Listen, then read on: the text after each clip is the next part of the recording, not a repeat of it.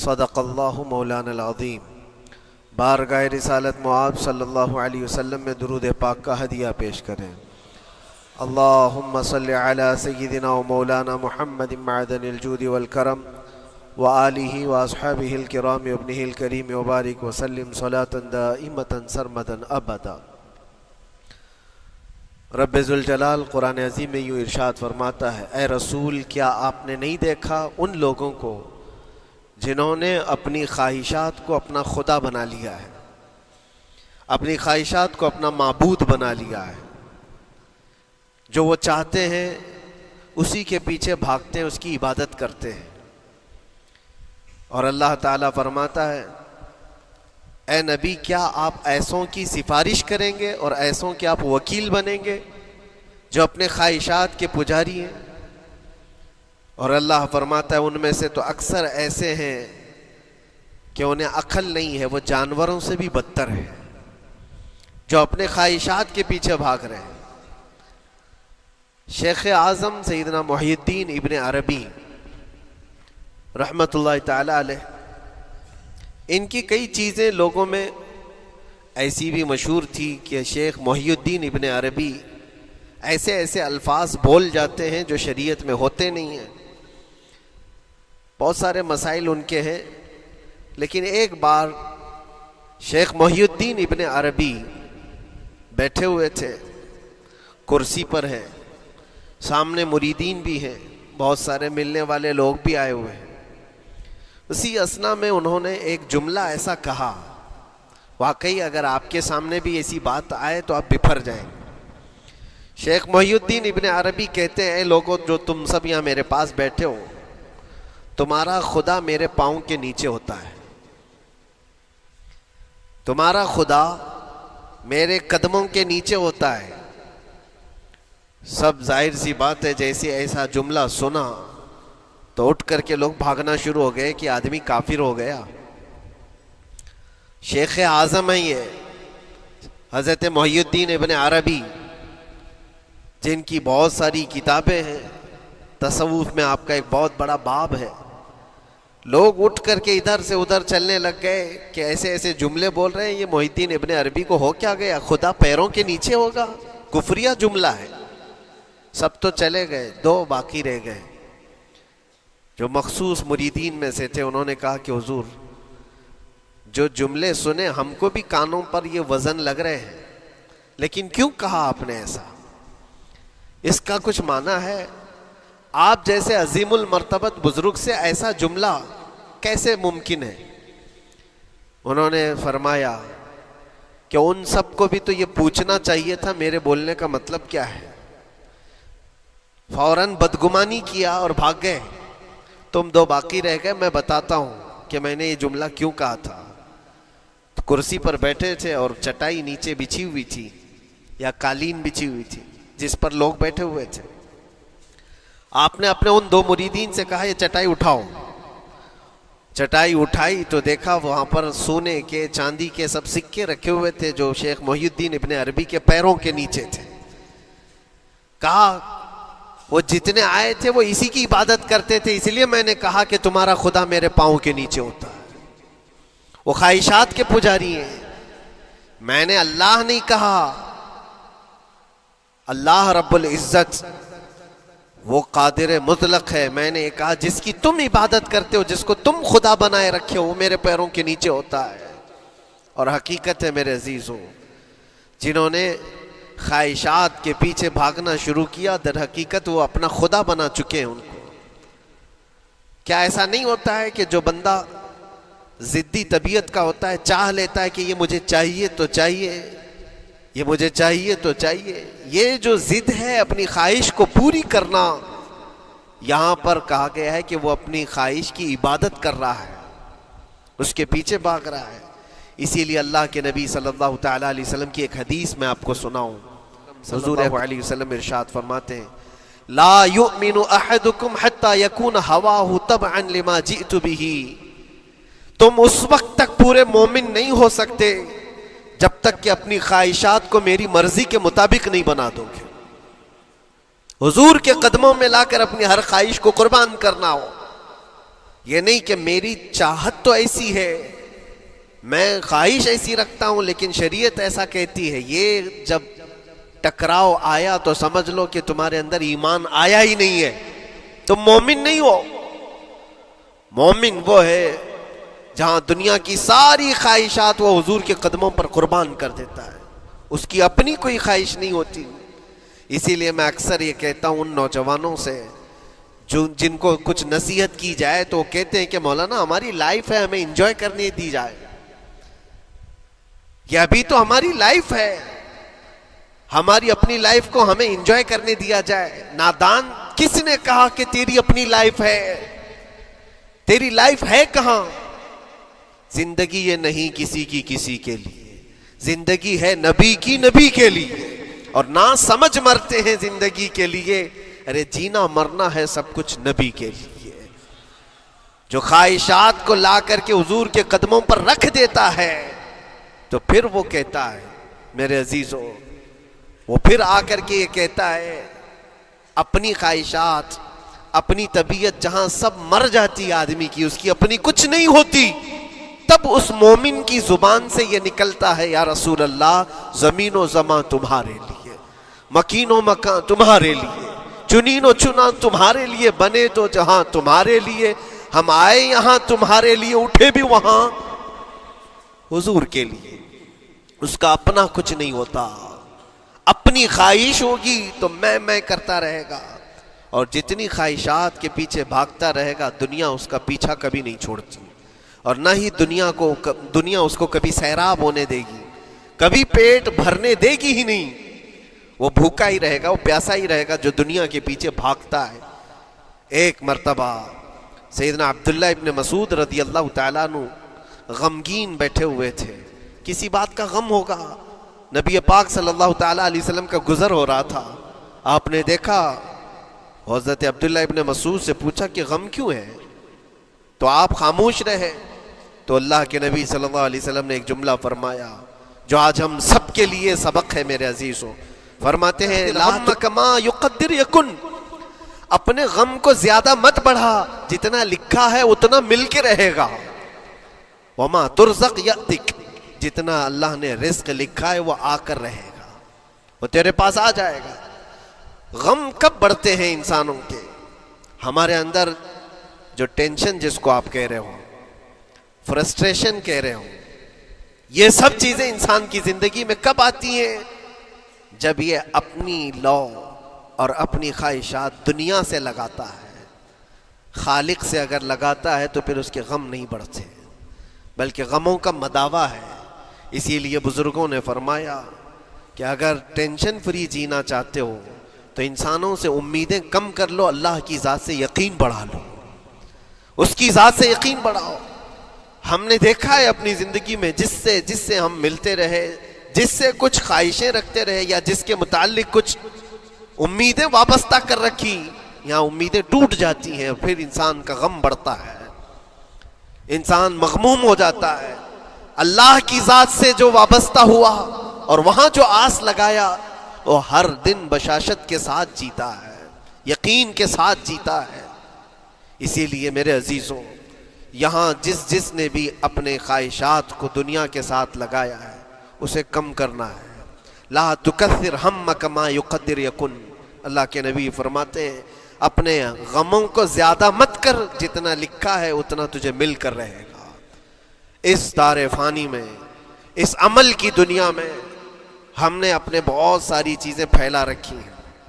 ایک چیز میں آپ کو بتاؤں کہ کبھی کبھار میں دیکھتا ہوں موبائل کو، اب سب کے ہاتھوں میں موبائل ہے، اور کبھی کبھار یہ اسٹک بھی ہوتا ہے، اچھی کمپنیوں کے موبائل بھی اسٹک ہو جاتے ہیں، یا تو کبھی بہت زیادہ بیٹری گرم ہو جاتی ہے اور موبائل بھی گرم ہونے لگتا ہے۔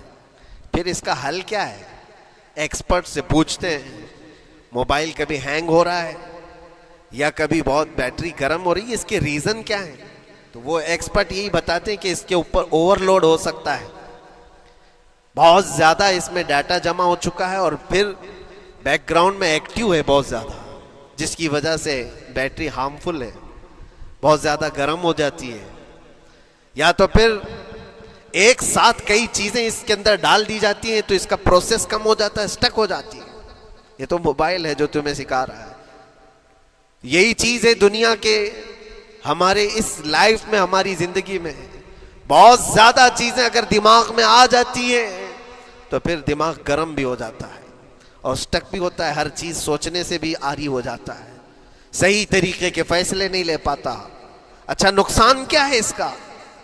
سیم ہم نے موبائل ایکسپرٹ سے بھی پوچھا. جب موبائل بہت زیادہ گرم ہونے لگے یا سٹک ہونے لگے تو اس کو کیا کرنا چاہیے؟ تو ایکسپرٹس بتاتے ہیں کہ اس کے ریڈیشن بہت زیادہ ہوتے ہیں اس وقت اور یہ نقصان پہنچا سکتا ہے. جو استعمال کر رہا ہے اس کے دماغ پر بھی اثر کرے گا، آس پاس کے لوگوں پر بھی اثر کرے گا. ایک موبائل کے اوپر اگر زیادہ لوڈ آ جائے تو اس کے ریڈیشن آس پاس سب کو خراب کرتے ہیں. یہی حال انسان کی زندگی کا ہے.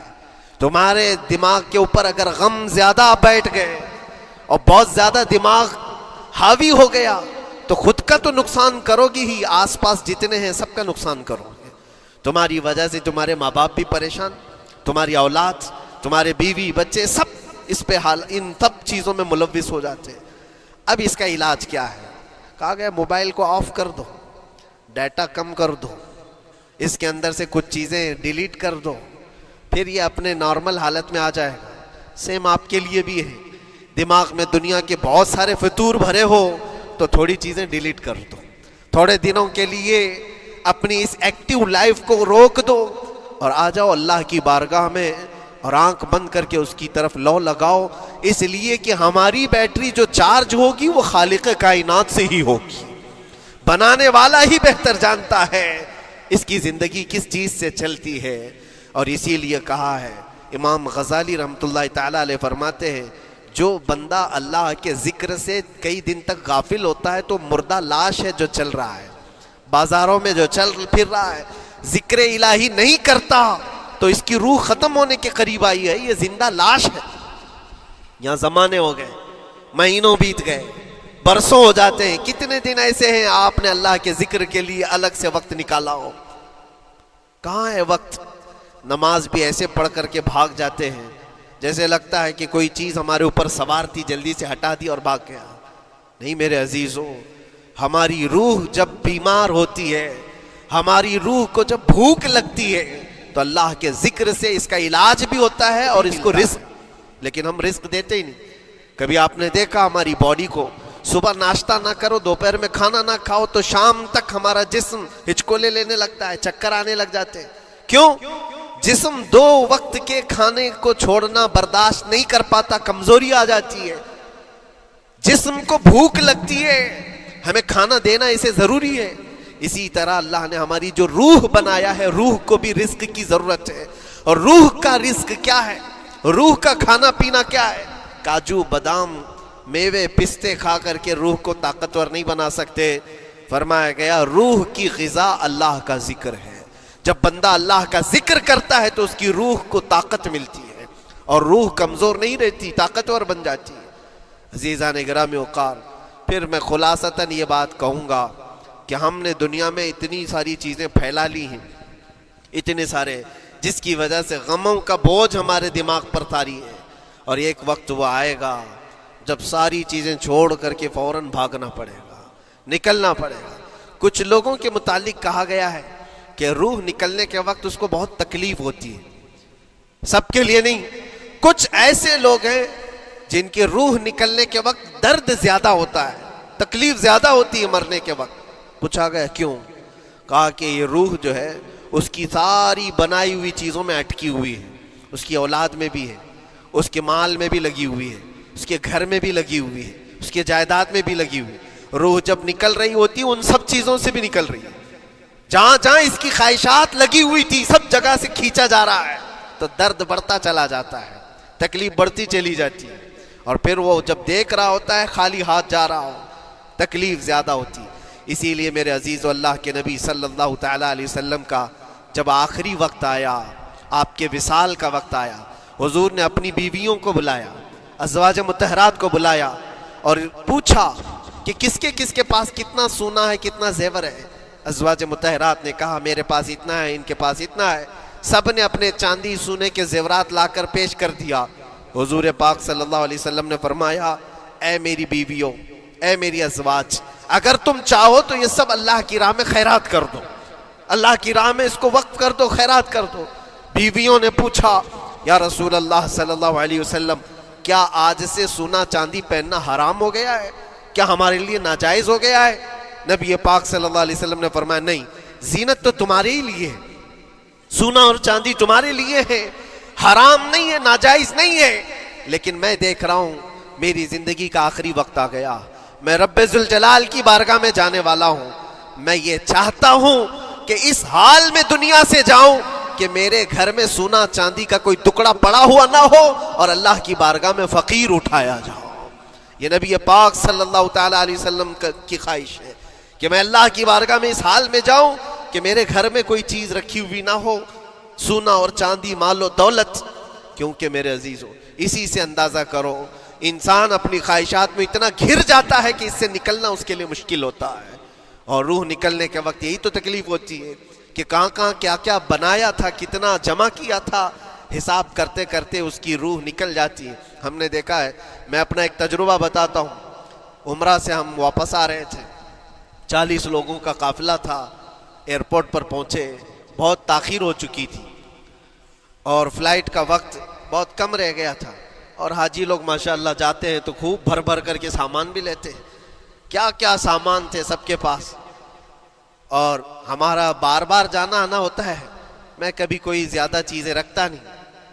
ہم تو آگے نکلے، گروپ پورا تھا اور سارے لوگ سامان لے کر کھڑے تھے، وقت گزرتا گیا، فلائٹ جہاں چیک ان ہو رہا تھا سامان، انہوں نے کہا کہ 25 کلو سے زیادہ کا الاؤڈ نہیں ہے، اور یہاں 40 کلو لے کر بیٹھے ہوئے تھے، میرا تو تھوڑا سا لے لے، تیرا تو تھوڑا سا لے لے، ایک دوسرے کو پیش کر رہے ہیں۔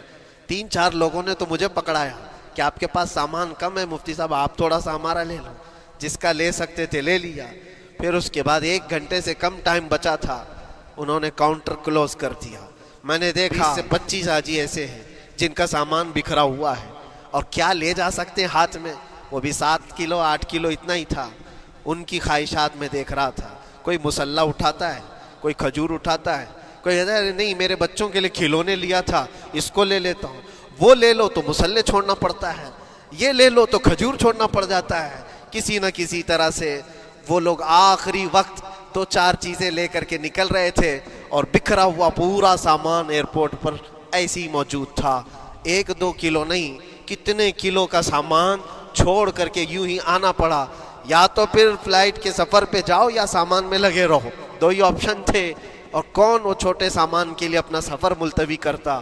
واپس آئے، حسرت بھری نگاہوں سے دیکھتے رہے اپنے سامان کو، اور پھر اندر آ کر جب بیٹھے میرے ذہن میں یہ بات گونجنے لگی، یہی حالت ہوتی ہوگی جب انسان دنیا سے جا رہا ہوتا ہے، جب یہاں سے رخصتی کا وقت آتا ہے اور ملک الموت سر پر آ کر کھڑا ہو جاتا ہے، روح نکلنے کے لیے بھی تھوڑا سا وقت باقی ہے، بس منٹوں میں بھی نہیں رہ گیا۔ جب اس کو نظر آتا ہے، اب یہ سوچتا ہے اتنی نمازیں باقی رہ گئی، اتنی زکوٰۃ بھی رہ گئی، حج بھی تھا، اور بھی کچھ چیزیں کسی کے دینے کے باقی تھے، قرضے بھی تھے، کس چیز کی نصیحت کروں، کس چیز کی وصیت کروں؟ فلاں جگہ ایک گھر خرید کر کے اس کے ڈاکیومنٹ تو وہاں رکھا تھا، بیٹے کو بھی نہیں بتایا، بیٹی کو بھی نہیں بتایا، پتہ نہیں کس کے ہاتھ لگ جائے گا۔ یہ خواہشات گھومتی رہتی ہیں، وہ کسی کو بتا بھی نہیں پاتا، ادھر ملک الموت روح نکال کر نکل پڑتے۔ یہ انسان کی شارٹ لائف ہے، مختصر سی زندگی ہے، جہاں یہ خواہشات دھری کی دھری رہ جاتی ہیں۔ اسی لیے شیخ سعدی نے بہت اچھی بات فرمائی، ایک بادشاہ نے اعلان کیا تھا اپنے وزیروں میں سے ایک کو، اس سے بہت خوش ہوا اور کہا جا آج تجھے میں اتنی جائیداد دوں گا، اتنی زمین، اتنی پراپرٹی دوں گا، جتنا تو اپنے ہاتھ میں ایک لکڑی لے کر گھیر دے گا، جتنی زمین تو گھیرے گا اتنی تیرے نام لکھ دوں گا، لیکن اس کے لیے ایک شرط ہے، صبح یہ لکڑی لے کر تو راؤنڈ مارنا اور اتنا گول سرکل بنانا سورج ڈوبنے سے پہلے پہلے تک، جتنی زمین گھیر لے گا وہ پوری تیرے نام پر۔ اس نے سوچا کہ اتنی بڑی زمین میں گھیر سکتا ہوں، ایک پورے دن، میاں ممبئی والے اچھی طرح جانتے ہیں 4x4 کی جگہ مل جائے تو یہاں کتنی بڑی غنیمت ہوتی. اور اس بندے کو بادشاہ نے کہا لکڑی ہاتھ میں لے لے اور لکیر کھینچ, شام ہونے سے پہلے جتنا کرے گا پورا تیرے نام پر. وہ نکلا اور جب لکیر کھینچتے کھینچتے جب چلنے لگا, پیچھے مڑ کے دیکھتا تھا بہت لمبی ہو گئی ہے, اتنی زمین میرے نام پر ہونے والی ہے. دوپہر ہو گئی, وہ واپس آنا نہیں چاہ رہا ہے. واپس آ کر کے سرکل پہ ختم تو کرنا ہے جہاں سے شروع کیا تھا. سوچتا اور تھوڑا سا اور تھوڑا سا اور تھوڑا کرتے کرتے وہ اثر ہو گئی اس کی. اب اس کو لگا کہ واپس پلٹنا چاہیے. کئی کلومیٹر ہو گئے تھے, اتنے کلومیٹر کی زمین اب وہ اپنے نام پر کروانے والا تھا. لیکن جب واپس پلٹنے کا وقت آیا, سانس پھولنے لگ گئی, کیونکہ صبح سے چل رہا ہے, کھایا بھی نہیں ہے, پیا بھی نہیں ہے, جس چیز کو جمع کرنے کے لیے دوڑتا رہا. اب سورج پیلا پڑ گیا, ڈوبنا کے وقت قریب آنے لگا تو اب بھاگنا شروع کیا. بادشاہ اور اس کے وزیر انتظار کر رہے تھے کہ یہ لوٹے گا بھی. اب دیکھا بڑی دور سے یہ دوڑتا دوڑتا آ رہا ہے, اپنی لکڑی کو لکیر زمین پر کھینچتے ہوئے کہ جلد سے جلد اپنے اس پوائنٹ پر پہنچ جاؤں جہاں سے شروع کیا تھا. سانس پھولنے لگ گئی, دوڑتے دوڑتے ہانپنے لگ گیا. سورج ڈوبنے کے قریب آ گیا, آخری کرنیں باقی تھی اور اس کا پوائنٹ بھی قریب آ گیا تھا. دوڑتے دوڑتے کسی طرح سورج غروب ہونے سے پہلے پہنچ گیا وہاں پر, لیکن کثرت سے بھاگنے کی وجہ سے ٹھوکر کھا کر کے گر گیا اور اپنے اس پوائنٹ پر لکڑی لا کر کے جمع کر دیا. بہت بڑا سرکل, بہت بڑی لکیر کھینچا تھا, لیکن ایسا گرا کہ دوبارہ اٹھ نہیں سکا. جب سپاہی اٹھانے کو آئے تو اس کی موت ہو چکی تھی, اس کی روح نکل چکی تھی. اتنا دوڑا تھا اس کی روح نکل گئی. بادشاہ نے کہا اس نے صبح سے لے کر شام تک اپنے نام جائیداد کرنے کے لیے اتنی دوڑ لگائی, بہت لمبی لکیر کھینچا, اتنی بڑی پراپرٹیز کے نام پر ہوتی, لیکن عقل مند دانشور تھا بادشاہ.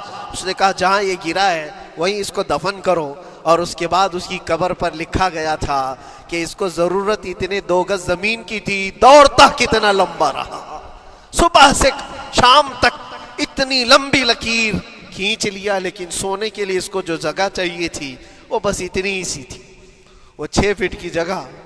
عزیزان گرامی, یہ ایک زندگی کے کسی کا حادثہ ہو سکتا ہے, لیکن میں نے دیکھا ہے کہ تقریباً سب کی لائف میں یہی ہے. ہم اپنی خواہشات کے پیچھے اتنی تیز دوڑتے رہتے ہیں, لیکن جس چیز کی ہمیں ضرورت ہے اس کی طرف ایک بار بھی نظر نہیں کرتے. کون سی چیز ہے جس کی ہمیں ضرورت ہے؟ وہ ہمیشہ کی زندگی آخرت کے لیے جو چیز چاہیے وہ اللہ کا ذکر ہے, وہ رب ذوالجلال کی ذات پر یقین اور توکل ہے. آج اللہ نے صحت و سلامتی کے ساتھ زندگی دی ہے تو وقت نکالو اور بارگاہ رب العزت میں آ جاؤ. میرے عزیزوں, آخری بات عرض کرتا ہوں, خواہشات جہاں ختم ہونی چاہیے وہ کیسی ہے, وہ کیسے ہے؟ اللہ کے نبی صلی اللہ تعالیٰ علیہ وسلم مجلس میں بیٹھے, ایک صحابی کا مسئلہ تھا. ایک صحابی کا مسئلہ ایسا تھا کہ وہ صبح جلدی دوڑ کر کے چلے جاتے تھے. صحابہ نے ان کی شکایت کی کہ یہ فجر میں اتنی جلدی چلے جاتے ہیں کہ کسی سے ملتے ہی نہیں. حضور نے پوچھا کہ وجہ کیا ہے؟ ان سے پوچھا گیا تو انہوں نے کہا یا رسول اللہ صلی اللہ علیہ وسلم, میرا گھر ایک یہودی کے گھر سے لگا ہوا ہے, اور یہودی کے گھر پہ ایک کھجور کا درخت ہے جس کی شاخیں میری آنگن میں بھی آتی ہیں, اور پکی کھجوریں صبح صبح میرے آنگن میں گر جاتی ہیں. میں اس لیے جلدی دوڑ کر کے جاتا ہوں, میرے بچے اٹھنے سے پہلے وہ کھجوریں جمع کر کے میں اس یہودی کو دے دوں کہ کہیں انجانے میں میرا کوئی بچہ وہ کھجور کھانا لے. ہمارے لیے وہ حلال نہیں ہے. یہ صحابی رسول کا عمل تھا.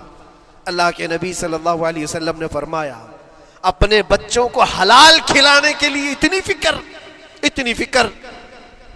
عزیزان گرامی وقار, آپ سنیے, یہ تو حالات ایسے ہو گئے, یہاں بڑے بڑے درخت ہی نگل گئے, کھجور تو چھوڑے, ڈکار بھی نہیں. حرام چیزوں کے اوپر تو کئی لوگوں کی زندگیاں آباد. خیر, حضور پاک صلی اللہ علیہ وسلم نے ان کا مسئلہ دیکھ کر کے, ان کی تکلیف کو دیکھ کر کے اپنے صحابہ میں اعلان کیا, کوئی ہے جو اس یہودی کا درخت خرید کر کے میرے اس صحابی کو دے دے, میں اسے جنت میں پورا باغیچہ عطا کروں, جنت میں پورا باغ اسے عطا کروں. صحابہ, ظاہر سی بات ہے, ایک بار حضور نے فرمایا تو پھر اس کو حاصل کرنے کے لیے ایسی دوڑ لگتی تھی. سب گئے, میں حاصل کر لوں، میں حاصل کر لوں۔ اب اس یہودی کو منانا تھا کہ تو ایک درخت جو ہے اپنے پڑوسی کو بیچ دے، آنگن میں اس کے ہے، بیچ دے۔ اب اس کو لگا کہ ان لوگوں کی ضرورت ہے، مجبوری ہے، تو وہ بھی اکڑ کر بیٹھا کہ مجھے بیچنا نہیں، مجھے دینا نہیں۔ اب سنیے میرے عزیزوں، مدینے میں ایک صحابی ہیں ابو دحداح، اللہ اکبر، کبھی میں پڑھتا ہوں تو حیرت ہوتی ہے۔ ابو دحداح مدینے کے اس صحابی کا نام ہے جن کا باغیچہ پورے مدینے میں سب سے مشہور ہے، ان کی کھجوریں سب سے مہنگی کھجوریں، اوالی مدینہ آج بھی مشہور ہے، جہاں کی اجوا کھجوریں بہت پسند کی جاتی ہیں۔ ابو دحداح کا باغیچہ بنا ہوا تھا، بڑا خوبصورت تھا، لوگ مثال دیتے تھے، تعریفیں کیا کرتے تھے، ابو دحداح کا باغیچہ مدینے میں سب سے قیمتی باغیچہ ہے۔ ابو دحداح حضور کی بارگاہ میں آتے ہیں، کہتے ہیں یا رسول اللہ صلی اللہ علیہ وسلم، اگر میں اس ایک درخت کو خرید کر کے وقف کر دوں تو کیا میرے آقا مجھے بھی ملے گا جنت میں؟ اللہ کے نبی نے فرمایا جو میں نے وعدہ کیا ہے وہ تجھے بھی عطا کیا جائے گا۔ ابو دحداح کہتے ہیں اس یہودی کے پاس سیدھے آتے، کہا کہ تو ایک درخت بیچ دے گا، بدلے میں تجھے بہت اچھی قیمت دیتا ہوں۔ اس نے کہا کیا دو گے؟ کہا مدینے میں ابو دحداح کا باغیچہ تمہیں پتا ہے؟ اس نے کہا ہاں جانتا ہوں، نام بہت سنا ہوا ہے۔ کہا وہ پورا باغیچہ اس ایک درخت کے بدلے دے دیا جائے گا، ایک درخت کے بدلے دے دیا جائے گا۔ اس یہودی نے کہا کیا مذاق کر رہے ہو؟ یہ کیا مذاق ہے؟ میرے آنگن میں اگے ہوئے ایک درخت کی وجہ سے ابو دحداح کا اتنا قیمتی باغیچہ دے دیا جائے گا، یہ کیسے پاسبل ہے؟ اس صحابی نے کہا اللہ کے نبی کی بات ہے، ہم مذاق نہیں کرتے، ہمارے لیے وہ ایک باغیچہ کیا ایسے 70 باغیچے ہوں، نبی پاک کی بات پر ہم سب عطا کرتے، سب ہم وقف کر دیں۔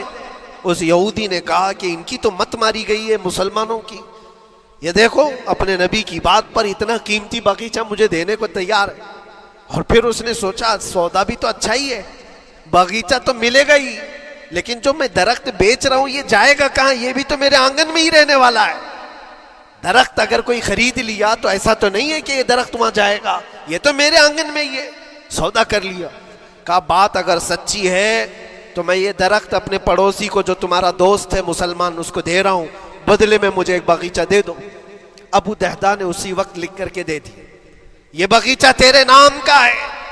سوچو میرے عزیزوں، جس کو سینچا ہو محنتوں سے، جس باغیچے کو سجایا ہو، وہ راستے میں کھڑے ہو کر کے اس کا سودا کر رہے ہیں، کس بات پر؟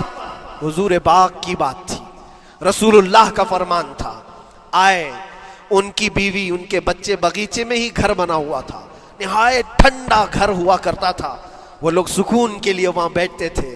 ابو دحداح اپنے باغیچے کے دروازے پر آئے، پھاٹک پر، اندر نہیں آتے، باہر کھڑے ہو کر کے اپنی بیوی کو پکارتے، ام دحداح پوچھتی ہے، وہ آواز آتی ہے کیا ہوا اندر کیوں نہیں آتے؟ باہر کھڑے ہو کر ابو دحداح کہتے ہیں بیگم باہر آ جا، یہ باغیچہ بک چکا ہے، اب ہمارا نہیں ہے، سامان لے، بچے لے اور باہر آ جا۔ بیوی نے کہا یہ کیسے اچانک؟ نہ کچھ کہا نہ کچھ بتایا، لیکن وہ عورتیں دنیا دار عورتیں نہیں تھیں، وہیں سے اندر سے کہتی ہے ابو دحداح میرا تم پر یقین ہے اگر سودا کیا ہوگا تو بہت بھاری سودا کیا ہوگا، ورنہ ابو دحداح کا باغیچہ مدینے میں بیچے جانے کے قابل نہیں ہے، کون ہے جو اس کی قیمت لگائے گا؟ میرا گمان یہ ہے کہ میرا شوہر اگر سودا کیا ہوگا تو بہت اونچا سودا کیا ہوگا۔ ابو دحداح نے کہا میری رفیق حیات باہر تو آ جا، میں تجھے بتاؤں کون سا سودا کیا ہے، باہر آ جا۔ بچوں کو لیتی اپنا سامان سمیٹتی ہے اور اسی وقت باغیچہ چھوڑ کر کے باہر نکل آئی۔ ابو دحداح سے پوچھتی ہے یہ اچانک سودا کرنے کی کیا ضرورت پیش آئی؟ یہ اس طرح سے اچانک تم نے سودا کر لیا اور مجھے باہر بلایا، کیا سودا کیا، کتنے پہ بیچا؟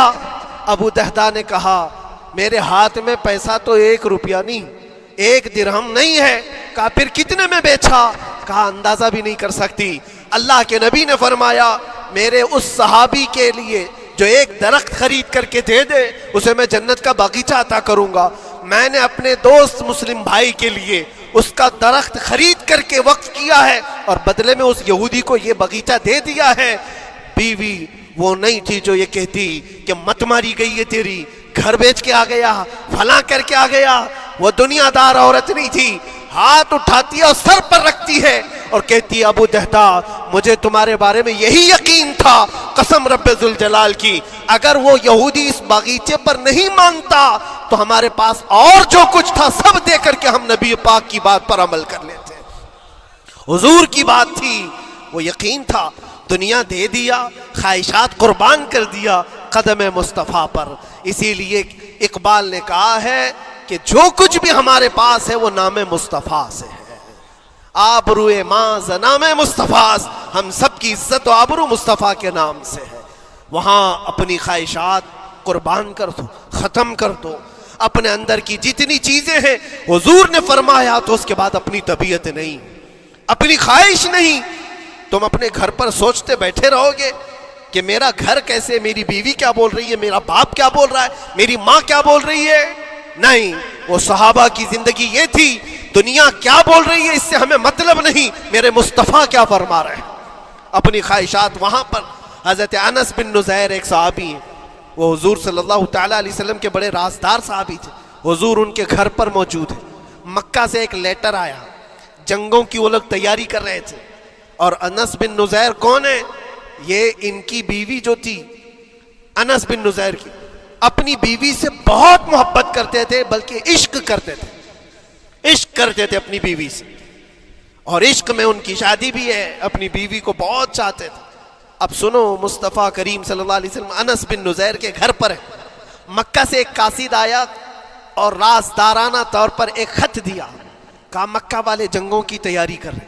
हुजूर ने खत को पढ़वाया और अनस बिन नुज़ैर से कहा, अनस ये बात तेरे और मेरे बीच में राज है, किसी से नहीं कहना, जब तक मैं ना कहूं इस खत का जिक्र किसी से ना करना। अनस बिन नुज़ैर ने कहा, अल्लाह के नबी आपका हुक्म, उसके बाद मेरी जुबान नहीं खुलेगी। खत को बंद कर दिया, रख लिया। हुजूर जब तशरीफ ले गए घर से, इनकी बीवी, इनकी महबूबा, इनकी रफीक हयात जिसको बहुत ज्यादा चाहते थे, आई। कहा अनस रसूलुल्लाह घर पर आए थे, कुछ राज की बात चल रही थी, क्या बात चल रही थी। अनस बिन नुज़ैर ने कहा, देख मेरी बेगम, मोहब्बत अपनी जगह पर, वो मेरे मुस्तफ़ा का राज, वो मैं नहीं शेयर कर सकता, वो नहीं बता सकता। बीवी हंस कर कहती, तुम नहीं बताओ तो कोई बात नहीं, मैंने तो दीवार के पीछे से सुन लिया है, मक्का वाले जंगों की तैयारी कर रहे हैं, खत आ गया है। अनस बिन नुज़ैर ने अपनी बीवी से इतनी बात सुनी, सीधे जा करके गला पकड़ लिया, गर्दन को दबोच दिया और कहा, उस वक्त तक मैं तेरी गर्दन नहीं छोड़ूंगा जब तक मेरे मुस्तफ़ा का फरमान ना आ जाए। गर्दन पकड़ लिया उस औरत की जिसको सबसे ज्यादा ये चाहते थे, ले आए हुजूर के पास। कहा, या रसूल अल्लाह माफ कर दे, आपका राज था, मैंने तो नहीं बताया, मगर मेरी बीवी ने दीवार के पीछे से सुन लिया, और इसलिए मैं इसकी गर्दन पकड़ करके लाया हूं कि कहीं मैं मुजरिम न बन जाऊं, नबी पाक का राज इफ्शा करने वाला मैं मुजरिम न बन जाऊं। आका अगर आप हुक्म फरमाएं तो मैं इसको खत्म कर दूं या इसको तलाक दे करके आजाद कर दूं, आपके फरमान पर मैं कामिल अमल कर सकूं। अल्लाह के नबी ने फरमाया, अनस छोड़ दे गर्दन, जिस तरह तू हमारे राज की हिफाजत करता है, ये मेरी सहाबिया है, ये भी मेरे राज की हिफाजत करेगी। उसके बाद हाथ छोड़ दिया और अपनी बीवी से कहा कि देख मेरी मोहब्बत, मेरा इश्क अपनी जगह पर, बात जब मुस्तफ़ा की आएगी पूरी कायनात को मैं छोड़ दूंगा, मेरे मुस्तफ़ा की बात को अमल करूंगा। और उस बीवी ने भी यही कहा, अनस अगर तू मुझे राज बता देता हुजूर का, इश्क में डूब करके, मोहब्बत में डूब करके, तो जो गला तूने मेरा पकड़ा, कल मैं तेरा गला पकड़ कर हुजूर के पास लाती कि हुजूर ये आपकी गुलामी के काबिल नहीं है। ये उनका कमाल दर्जे का ईमान था, अपनी ख्वाहिशात को कुर्बान कर दिया। एक मदीने की खातून ऐसी है, सबसे ज्यादा हसीन और जमील लड़की है, हुजूर के पास एक हबशी काले रंग के साहबी है, आए, कहा या रसूल अल्लाह मुझसे कोई शादी नहीं करता। हुजूर ने फरमाया कि जा मैं तेरी शादी के लिए एक जगह पर पैगाम भेजता हूँ, और भेजा उस लड़की के घर। अंसारी साहबी की एक लड़की इतनी खूबसूरत है मदीने में, उनके घर भेजा। ये तो हबशी किस्म के थे, یہ ایک پیغام لے کر کے جب آئے، ماں باپ باہر بیٹھے ہوئے، لڑکی اندر ہے، ماں باپ نے دیکھا کیوں آئے ہو؟ کہا میں پیغام لے کر آیا ہوں۔ کس چیز کا؟ آپ کی بیٹی سے نکاح کا۔ کس نے بھیجا؟ کہا اللہ کے رسول نے۔ ماں اور باپ ہیں، شکل و صورت دیکھی اور ان کی حسینہ بیٹی، کہا ٹھیک ہے تم جاؤ واپس، ہم حضور سے بات کر لیں گے۔ اتنا ہی کہا، ٹال دیا ہوگا۔ وہ صحابی جو آئے تھے کالے رنگ کے، انہوں نے کہا یہ تو روز کی بات تھی، ہر جگہ ریجیکٹ ہوتا ہی تھا، میرے لیے تعجب کی بات نہیں تھی، میں تو واپس آیا حضور کے پاس۔ ہوا گھر میں کیا، اندر جوان لڑکی جو گھر میں موجود تھی باہر آئی، کہا ماں باپ سے پوچھتی ہے کہ اماں کون آیا تھا؟ کہا ایک نوجوان نکاح کا پیغام لے کر کے۔ اس خاتون نے کہا، لڑکی نے کہا آپ نے کیا کہا؟ کہا ہم بعد میں بات کر لیں گے۔ کہا آپ کو اندازہ نہیں آپ نے کتنی بڑی خطا کی ہے، اللہ کے نبی کا فرمان آیا تھا اور آپ نے ٹال دیا، میں تیار ہوں اس کے ساتھ نکاح کرنے کے لیے، نبی پاک کا حکم ہے۔ ماں باپ نے کہا بیٹا تو نے دیکھا ہے، بیٹا تو نے دیکھا جو پیغام لے کر کے آیا تھا وہ تیری میچنگ کا ہے یا نہیں، تو نے دیکھا؟ اس نوجوان نے کہا، اس لڑکی نے کہا میں نے پیغام لے کر آنے والے کو تو نہیں دیکھا، آمینہ کے لال کو تو دیکھا ہے، جس نے پیغام بھیجا ہے اس کو دیکھا ہے، اس کے حکم کے بعد پھر کسی کو دیکھنا بنتا ہی نہیں ہے۔ وہ دونوں ماں باپ دوڑتے ہوئے حضور کے پاس آئے، اور وہ صحابی ابھی بتا ہی رہے تھے کہ میں ریجیکٹ ہو کر کے آیا ہوں، تبھی ماں باپ بھی دوڑ کر کے آئے، کہا یا رسول اللہ خطا ہو گئی، ہم نے تاخیر کی آپ کے حکم میں، اے اللہ کے نبی ہم راضی ہیں اپنی بیٹی کا نکاح انہی کے ساتھ کریں گے جن کا پیغام آپ نے بھیجا ہے۔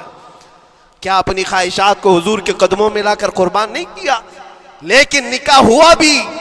وہ نوجوان عبداللہ اسود نکاح کا ہے، حضور نے نکاح کروا دیا مسجد نبوی، اور حضرت عثمان سے کہا کہ ان کو کچھ پیسہ دے دو، مال دے دو، شادی کا سامان تو خرید لے، جہیز لے لے، اپنا گھر سجا لے۔ ان کو صحابہ نے پیسے دیے، غریب تھے، میں بازار میں جا کر اپنی شادی کا سامان خرید رہے تھے، شام کے وقت اعلان ہو گیا مشرکین مکہ نے مدینے پر حملہ کیا ہے، اللہ کے نبی جہاد میں نکل رہے ہیں۔ یہ عبداللہ اسود جن کا نکاح مسجد میں ہوا اور رات کو سہاگ رات آج تھی، آج اپنے گھر دلہن لانے والے تھے، جو گھر سجانے کے لیے سامان خریدنا تھا جا کر کے گھوڑا خرید رہے، تلوار خرید رہے، اور اس کے بعد جنگ میں استعمال ہونے والا سامان خرید رہے، سب پیسے خرچہ کر دیے جنگ کے استعمال کے، زیرہ خرید لی، وہ ٹوپی خرید لی لوہے کی، سب خرید کر کے سیدھے میدان جنگ میں آ گئے۔ صحابہ بھی پہچان نہیں رہے تھے، صحابہ بھی نہیں پہچان رہے تھے، وہ غریب صحابی کبھی گھوڑے پر نہیں بیٹھے، لیکن شادی کا پورا پیسہ یہ جنگ کے سامان میں لگا دیا۔ اور جب جنگ شروع ہوئی احد کی، میدان جنگ میں جب صحابہ لڑ رہے تھے، حضور پاک پوچھتے ہیں اپنے صحابہ سے، یہ ایک جوان ہے جو پورا چہرہ ڈھکا ہوا ہے، گھوڑے پر بیٹھا ہے، جوان مردی کے ساتھ لڑ رہا ہے، اے میرے صحابہ جانتے ہو کون ہے یہ؟ صحابہ غور سے دیکھتے اور کہتے یا رسول اللہ یہ مدینے کا نہیں لگتا، ہمارے آپس کا نہیں ہے، کہیں باہر سے آیا ہے۔